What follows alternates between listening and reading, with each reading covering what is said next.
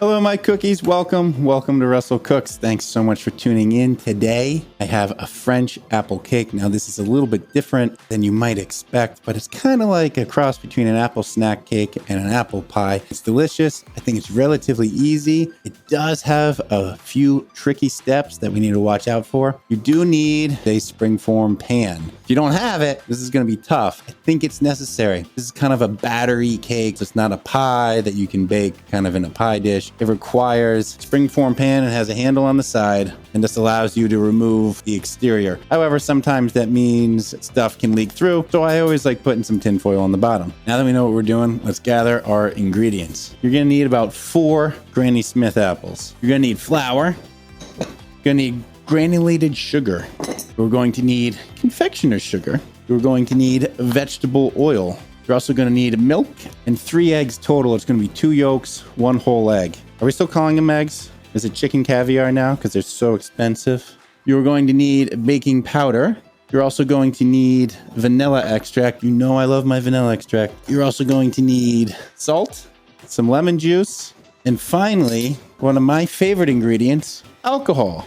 I have a calvados here. Now you can also use rum or whiskey. Calvados is pretty much the go-to. It's like an apple or a pear brandy, so it pairs really well with the apple cake. Now that we have gathered our ingredients, let's get baking. First thing we're going to do is we have to cut up and soften our apples. We're going to give them a little jump start. That's important to make sure that they're cooked through. I'm using Granny Smith. They're not packed with sugar. They're going to hold up during baking. That's why it's the go-to for classics like apple pie and such. So I got about 4 of them. It's going to be about 1.5 pounds, 1.75 pounds. When I go to peel apples, I like cutting off the top and bottom. Just gives me something to work with. So I'm going to do that here.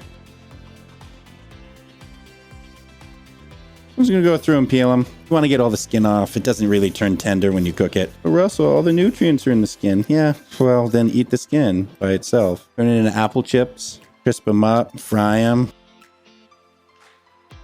You're going to want to cut them into 8. If you have an apple core that slices them up into 8 slices, perfect. Do that. Mine broke, so I'm doing it by hand. You can do it by hand too. No biggie. I just like quartering it, and then I take out the core, set it aside.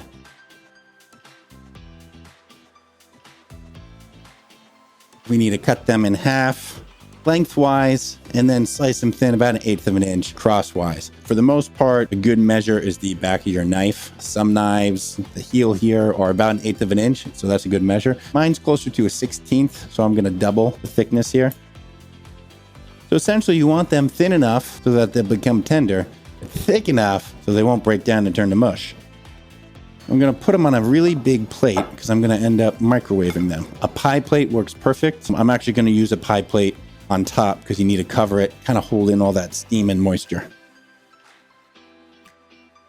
Now that I have my cut up apples, I'm just going to microwave them. It's going to take about 3 minutes, depending on the power of your microwave. Let's say 2 to 4. I'm going to microwave them on high. And I just want to soften them. I want to heat them through. They're going to become a little bit more pliable. That's perfect. That's what you want. You want them hot.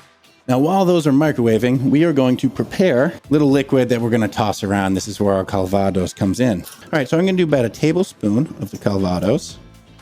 Then I'm going to add some lemon juice, and that's going to keep the apples from turning brown while they sit and absorb and cool down. I've also preheated my oven. I'm on the lower mid rack, and I've heated my oven to 325 degrees Fahrenheit. So do that ahead of time. This is a long bake time. This is going to take a while. You're going to be looking for between an hour and hour and a half. Around an hour and 10, hour and 15 is probably the ideal cook time, but just keep an eye on it. When you stick the cake tester in the middle and it comes back clean, you're done. All right, my apples are done here. Just be careful because it could be pretty hot. You see how steamy they are? I don't know if you can see the steam. They're pretty hot. They're pretty pliable. I can bend it and it's not breaking. Perfect. It's heated through. I'm going to get them in here. I'm going to toss it. You use your hands, you might burn them. So toss them with a spatula or something. It is pretty hot though. Now you got to set them aside for about 15 minutes. You want them to cool down. So I'm going to kind of spread them out a bit and I have them in a metal bowl. Hopefully that helps a little bit. We have 15 minutes while they cool. Let's make the batter. This is where it gets a little tricky. You can absolutely make a misstep here and we don't want to. We want to make a batter that holds the apples and then we want a little batter that we put on top. It's a little bit more firm. And the batter that holds the apples, we want it a little bit richer. and then one on top. So what we're going to do is we're going to make our base batter, and we're going to divide it by about 2/3 to 1/3. We're going to take the 2/3, we're going to add some egg yolks, kind of enriching it up. And we're going to take about a 1/3 and we're going to add some flour. That'll help tighten it up. So let's start with the base batter. We're going to put our dry ingredients in here and our wet ingredients into here. For our dry ingredient mixture here, 1 cup granulated sugar, 1 cup all-purpose flour, 2 teaspoons baking powder, and a 1/2 teaspoon of table salt, or if you have kosher, between 3/4 and 1 teaspoon. Table salt preferred. Just going to whisk this around. Now let's get our wet ingredients over here. So you are going to need a cup of vegetable oil. I'm doing a cup of whole milk here. Let's also do 1 whole egg. Twist this around, and then we got to do our vanilla extract. You can do range, 1 or 2 teaspoons. I love it, so I'm probably going to do 2 teaspoons here. And we got all our ingredients. Whisk it around. Let's get it kind of homogenized as best you can. We're just going to add the dry ingredients to the wet ingredients here. Whisk it until smooth. Now we're going to reserve 1 cup of this batter here. We're just going to put it back into this bowl here. Take this, set it aside so you don't get confused. Now in our remaining batter here, we are going to add 2 egg yolks, just the yolks. Now let's take our apples, which hopefully have cooled. So I'm just going to add my apples here to my batter with the egg yolks. Now, we're going to take our springform pan. Make sure you spray it. You have no idea how many times I dump the stuff in. I go, I didn't spray it. I scrape it out, back into the bowl, wash this out, spray it, and go again. Save yourself the headache. Learn from my mistakes. Spray it. All right, let's add the apples and the batter to our pan. Remember, I have the foil down here, hopefully to stop any leaks in case it's not sealed perfectly. Now, we're going to take an offset spatula. If you don't have one, I highly recommend them. But you're just going to pretty much try and press down all these apples. Kind of want a nice smooth top here. Some of them will float, that's fine, but you just kind of want it nice and even. Now let's go back to our other batter here. We're going to add 2 tablespoons of flour. Now the point is you want this thicker. You want a nice little layer on top. Going to whisk it around. Now I'm just going to kind of drizzle it over top. See the color difference here. Take the time, don't just dump it in the center. And back to our offset spatula, we're just going to try and smooth this thicker layer. It's sort of already evened up, but we kind of need to get it over to the edges. Tablespoon granulated sugar, you're just going to sprinkle it evenly over top. If you don't end up using the full tablespoon, that's fine. If you get a nice even layer, great. Perfect. Now we just have to get in the oven and we wait. Mid-rack, 325 degrees Fahrenheit. Going to be about 1 hour and 15. Check it a little bit beforehand. Rotate it halfway through. Okay, it has been 1 hour and 15 minutes. The cake looks good. It is done in the center. And here we go. I think it looks fantastic. Pretty much right out of the gate. Let it cool for about 5 minutes. And then take a sharp knife. We're going to run it around the edge here. After you do that, we're going to pop this. Yes, nice clean pop. You can take this off.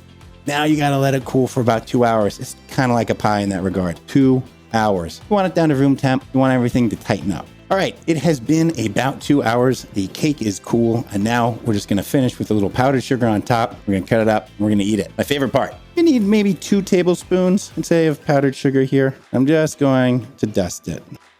Now, in order to get it off this thing, hopefully you sprayed, we're just going to loosen up around the edge here. Get a spatula in here. All right, I'm going to get a second spatula in here. All right, it's fully cooled. Take a nice little slice right here. Look at that. I'm very happy with that. Look at that deliciousness. You can see the custardy and then the layers of the apples. Let's just dig in. Oh my gosh, this is delicious. It's so tender. It's almost like an apple wrapped in whipped cream. It's just very sweet. It's just very tender. It's just very moist. Sweetness, the vanilla, calvados, they're all there. It's got a good background flavor. It lingers with that apple, which is not too tart. I can cut it.